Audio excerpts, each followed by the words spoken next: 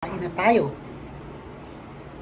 Come to my vlog. So ngayon po, magluluto naman ako ng aking tanghalian. Mabilisan lang po ito. Nakakita ako ng gulay ng Baguio beans sa rep.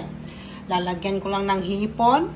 Budget meal po ito. Tapos yung hipon, hatiin nyo sa likod, alisin nyo yung itim. So ayan po. So 5 piraso lang yung hipon ko, kaya budget meal lang. So ayan, magluluto na tayo ng aking lunch. Natin. Lagyan natin ng kunting mantika. Ay, mantika. Kasi medyo napadami ko ng buhos. So, lagyan na natin yung ating onion. Konti na pong mantika. Masyado madami. Pasan ko yung aking oil kasi maglalagay tayo ng butter. Natin yung ating shrimp. Natin yung ating beans.